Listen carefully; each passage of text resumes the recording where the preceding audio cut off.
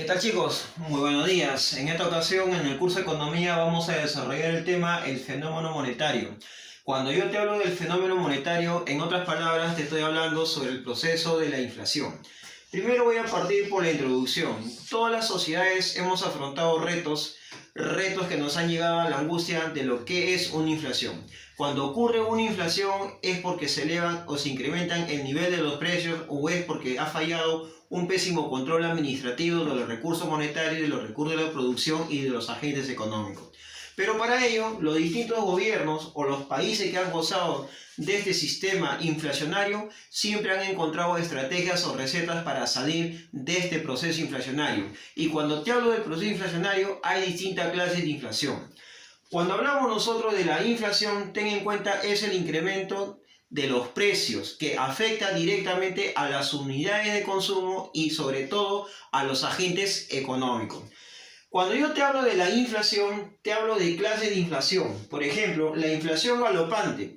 Para no irnos tan lejos, acuérdate tú en el primer gobierno del señor Alan García. Ese primer gobierno fue una inflación galopante.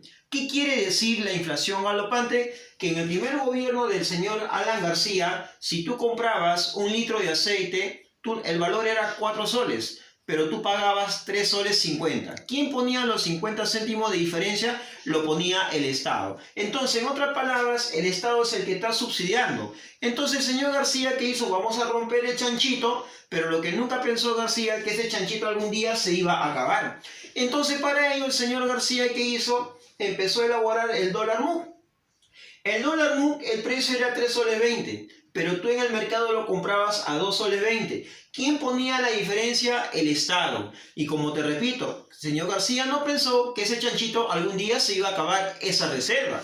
Pero ¿por qué el señor García elabora el dólar MUC? Para que las demás empresas puedan comprar el dólar a 2 soles 20. Y con ello, ¿qué estaría generando? Estaría generando, ¿qué cosa?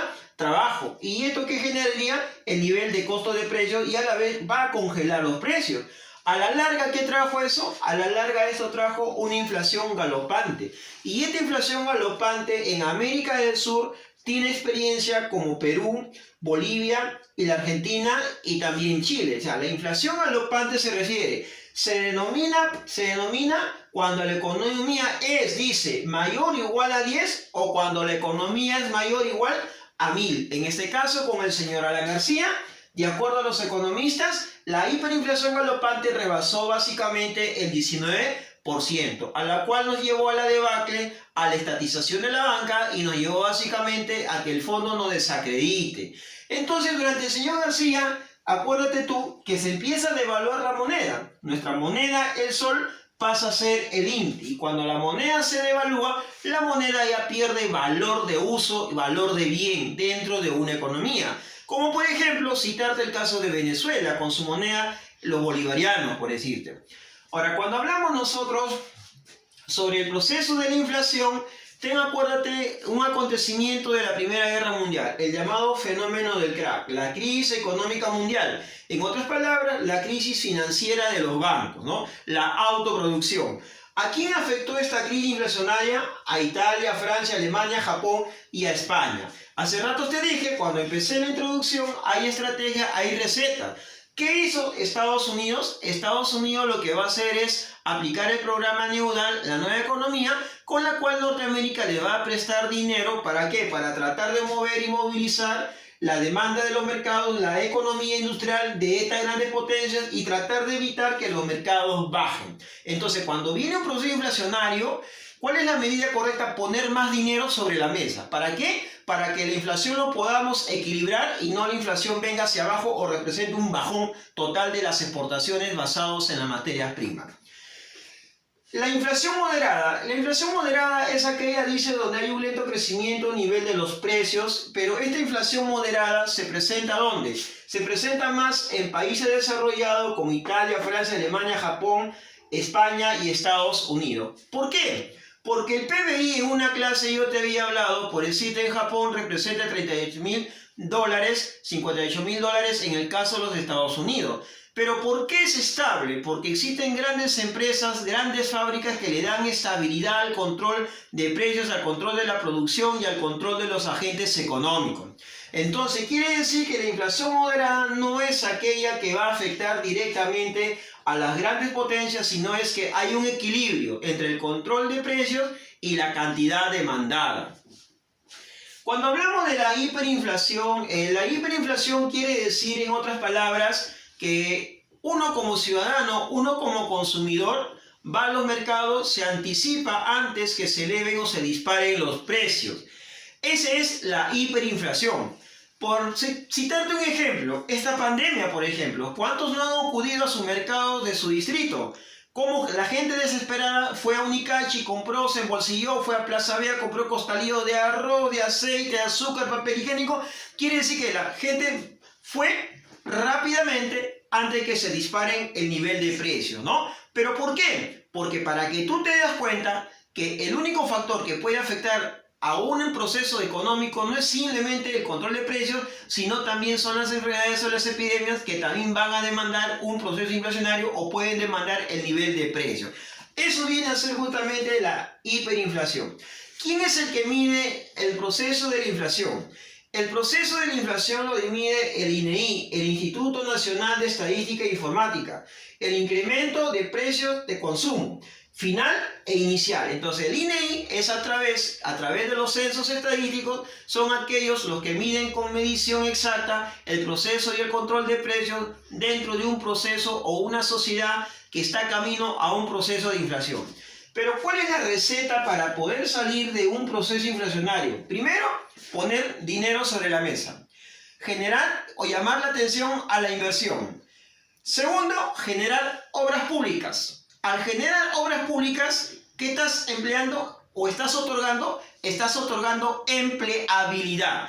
Puede ser empleabilidad por 1 año, por 2 años, dependiendo del tiempo y la envergadura y el tamaño de la obra. Con tal que con eso tú vas generando, ¿qué cosa? Vas generando fuente de trabajo. A la vez generas, ¿qué cosa? Ingresos. Ingresos que van a ir directamente al Estado, pero ¿a través de qué? A través de los impuestos que van a tener que pagar cada ciudadano. Siguiente punto dice, causas de una inflación. Inflación basada en la demanda. Cuando hablamos de inflación basada en la demanda, quiere decir que la cantidad demandada es mayor que la cantidad de precios. En otras palabras, hablamos que hay mayor cantidad de consumidores de bienes y servicios dentro de un mercado. Inflación basada en costos. Cuando hablamos de la inflación basada en costos, te está hablando básicamente que es la cantidad de precio la que sube menos la cantidad demandada del consumidor. Cuando te hablamos de la inflación importada es aquel cuando sube el salario, sube el alquiler, sube todo lo que es las materias importadas, como por ejemplo el que viene de China, viene del Asia, viene del Japón. Entonces ahí va a haber sí efectos sobre una economía nacional, como por ejemplo lo que somos nosotros. Aquí en el Perú hay demasiada ropa importada. ¿Eso qué genera? Genera el alzo de costo de precio, genera el salario. ¿Qué más genera? Genera el nivel de precio. Como también básicamente genera pues una expectativa. Cuando hablamos nosotros de la inflación de expectativa, quiere decir que se forma una psicosis, un problema psicológico en la preocupación de los consumidores, en que los precios se pueden disparar en cualquier momento, o se pueden elevar, o se pueden congelar los precios.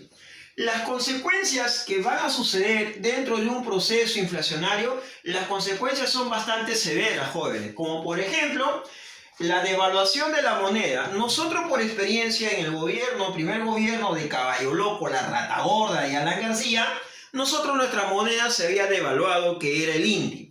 Aunque te parezca mentira, ese papel con la cual se diseñan los billetes con la imagen de Miguel Grau, Ricardo Palma, de Tupac Amaru, ese papel costaba mucho más, tenía más valor de capital que la propia moneda devaluada. Y cuando una moneda es devaluada, tú muy bien sabes, esa moneda que pierde peso monetario en los mercados. En otras palabras, la moneda no vale nada y no juega y no tiene importancia ni en la bolsa de valores, ni en acciones, ni en bonos, ni en certificados. Lo que una moneda devaluada, ¿a quién perjudica? Perjudica a los temas anteriores que hemos visto, como a la empresa, al sistema bancario, a las unidades de producción, a las fábricas. Es que como todo está sobrevalorado, 1, la inflación, 2, la moneda está devaluada porque no tiene rigor ni peso monetario. Otra consecuencia es que se congela el salario. En un proceso de inflación, ¿qué es lo que llega a suceder? No puede haber aumento de salario. ¿Por qué no hay aumento de salario? Porque no hay salida de las unidades de producción. Todo está estancado. Y cuando se estanca, la mejor medida que adoptan, ¿qué cosa es? Es el despido laboral. Vienen los llamados reajustes estructurales en la economía peruana y en cualquier país de Latinoamérica.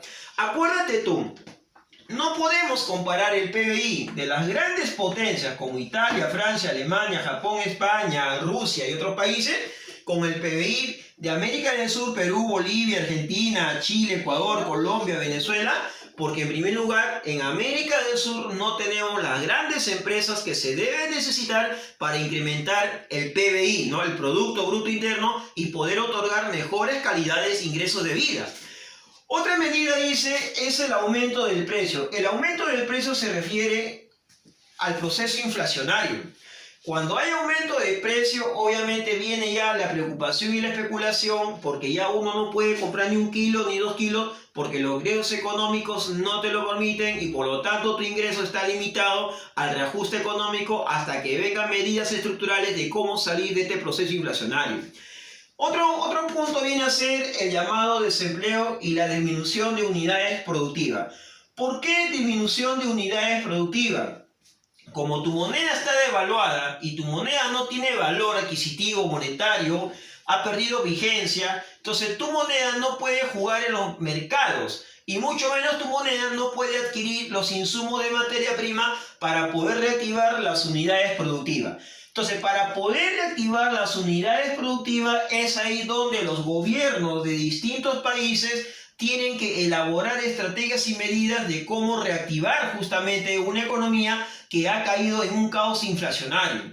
Si nosotros permitimos que la inflación siga creciendo, crece la línea, o siga creciendo la curva, a la larga, ¿qué es lo que se va a originar? A la larga lo que se va a originar, y si no se toman las medidas correctivas, es muy simple, joven. Esto crece, mira ahí.